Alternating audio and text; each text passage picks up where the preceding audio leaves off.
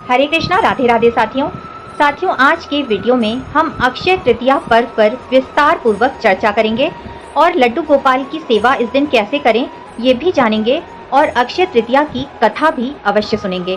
तो वीडियो में अंत तक जरूर बने रहें। वैशाख मास के शुक्ल पक्ष की तृतीया तिथि को अक्षय तृतीया का पर्व मनाया जाता है, जो इस वर्ष 10 मई 2024 दिन शुक्रवार को पड़ रहा है। अक्षय का अर्थ है शाश्वत और तृतीया का अर्थ है तीसरा। हिंदू पौराणिक मान्यताओं के अनुसार अक्षय तृतीया के दिन से ही त्रेता युग की शुरुआत मानी जाती है और इसी दिन ब्रह्मदेव के पुत्र अक्षय कुमार की उत्पत्ति हुई थी। इस कारण भी इस तिथि को अक्षय तृतीया कहते हैं। न शया इति अक्षया, अर्थात ये तिथि अनंत, अक्षय, अक्षुण फलदायक मानी जाती है। इस दिन को स्वयं सिद्ध मुहूर्त माना जाता है। कोई भी शुभ कर्म इस दिन बिना पूछे किए जा सकते हैं।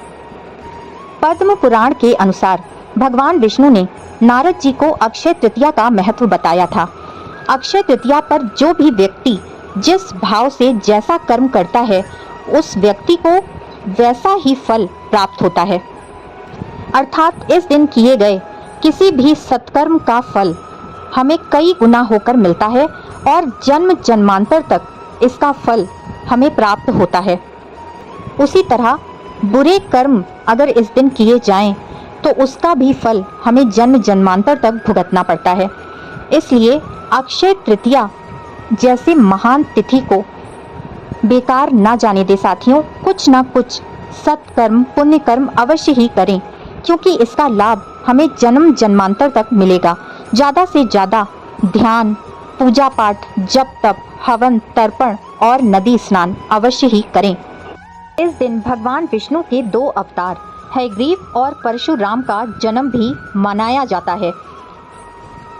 इसलिए अक्षय तृतीया के दिन परशुराम जयंती भी मनाई जाती है। इस दिन बद्री नारायण के कपाट भी खुलते हैं और माँ गंगा का अवतरण दिवस भी इसी दिन मनाया जाता है। अक्षय तृतीया के दिन से ही वेद व्यास और भगवान गणेश जी ने महाभारत ग्रंथ को लिखना आरंभ किया था। इसी दिन महाभारत की लड़ाई भी खत्म हुई थी। चारों धाम की यात्रा भी इसी दिन से शुरू होती है और इसी दिन श्री बांके बिहारी वृंदावन के चरण दर्शन, जो कि साल में एक दिन होते हैं, उपलब्ध होते हैं, क्योंकि ठाकुर जी के चरणों में साक्षात माँ लक्ष्मी का कलश है, जो अक्षय तृतीया के दिन ही खुलता है। तो इस दिन ठाकुर जी के श्री चरणों के दर्शन अवश्य ही करने चाहिए, क्योंकि उसमें साक्षात लक्ष्मी बरसती हैं। और अक्षय तृतीया के दिन से ही चंदन यात्रा का महोत्सव प्रारंभ होता है, जो 21 दिन तक चलता है। तो कितना महत्वपूर्ण और पावन दिन है अक्षय तृतीया का। इस दिन हमें क्या क्या करना चाहिए, इस पर भी चर्चा करते हैं। इस दिन ब्रह्म मुहूर्त में उठ जाना चाहिए और नहाने के पानी में गंगा जल और काले तिल डालकर स्नान करना चाहिए। फिर प्रेम भाव से अपने प्रभु को उठाकर पंचामृत से स्नान कराएं। उनका बढ़िया सुंदर श्रृंगार और हो सके तो पीतांबर जरूर धारण कराएं। इस दिन भगवान श्री कृष्ण का चंदन से और फूलों से श्रृंगार अवश्य करें, क्योंकि इस दिन भगवान श्री कृष्ण को ठंडक प्रदान करने की सेवा दी जाती है।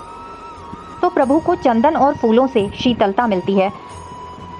यदि प्रभु के पूरे शरीर में चंदन का लेपन ना कर सकें, तो उनके श्री चरणों में चंदन का लेप अवश्य ही लगाएं और साथ ही चंदन से बने लड्डू उनके श्री चरणों के पास अवश्य रखें।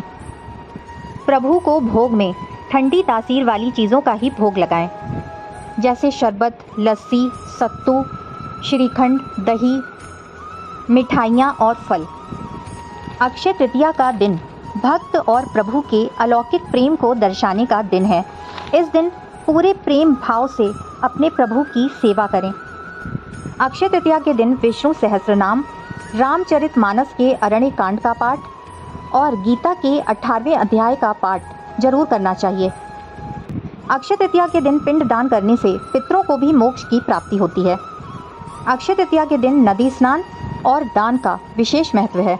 इस दिन पंखा, जूता, चप्पल, चावल, नमक, खीरा, ककड़ी, नींबू, तरबूज, खरबूजा, इमली, घड़ा, वस्त्र, शरबत, छतरी आदि का दान अच्छा माना जाता है।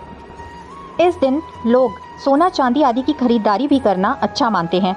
इसके पीछे सोच केवल यही है कि किसी भी चीज़ का क्षय इस दिन नहीं होता है और सोना चांदी को माता लक्ष्मी का स्वरूप मानते हैं, तो पूरे वर्ष धन दौलत की कमी नहीं होगी। इस कारण भी लोग सोना चांदी खरीदना शुभ मानते हैं। यदि सोना चांदी ना खरीद सकें तो जौ खरीदें, और जौ खरीदने से भी आपको अक्षय फल की प्राप्ति होती है और माता लक्ष्मी की कृपा भी बरसती है। इस दिन पूजा का सामान, मिट्टी के बर्तन जैसे दिए आदि, घड़ा भी खरीद सकते हैं। इससे भी धन में वृद्धि होती है। इस दिन रुई खरीदना भी शुभ माना गया है, तो आप रुई से बनी हुई बाती का प्रयोग कर सकते हैं। इससे जीवन में सुख शांति आती है और धन धान्य की भी वृद्धि होती है। अब सुनते हैं अक्षय तृतीया की कथा।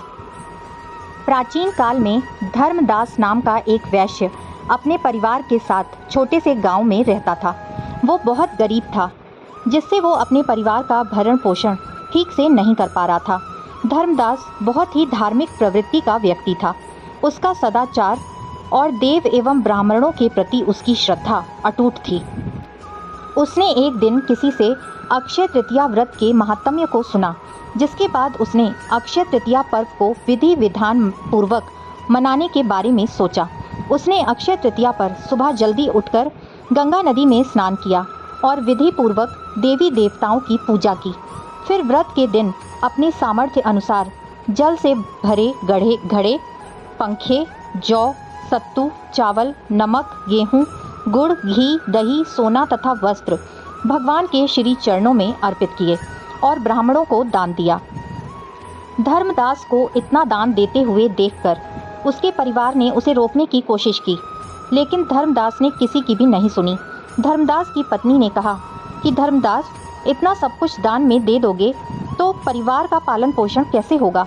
फिर भी धर्मदास अपने दान और पुण्य कर्म करने से पीछे नहीं हटा और उसने ब्राह्मणों को कई प्रकार का दान दिया। उसके जीवन में जब भी अक्षय तृतीया का पावन पर्व आया, प्रत्येक बार धर्मदास ने ऐसा ही किया। अनेक रोगों से ग्रस्त और वृद्ध होने के बाद भी उसने उपवास करके धर्म, कर्म और दान पुण्य ही किया। कहते हैं यही वैश्य अगले जन्म में कुशावती का राजा बना।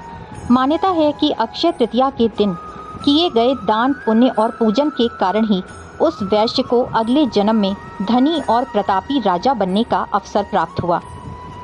अक्षय तृतीया व्रत कथा संपूर्णम। तो साथियों, आज का वीडियो आपको कैसा लगा जरूर बताएं। वीडियो पसंद आया तो लाइक, शेयर और सब्सक्राइब करना ना भूलें। फिर से मिलेंगे मेरे चैनल कृष्णा माखन चोर पर। तब तक के लिए राधे राधे।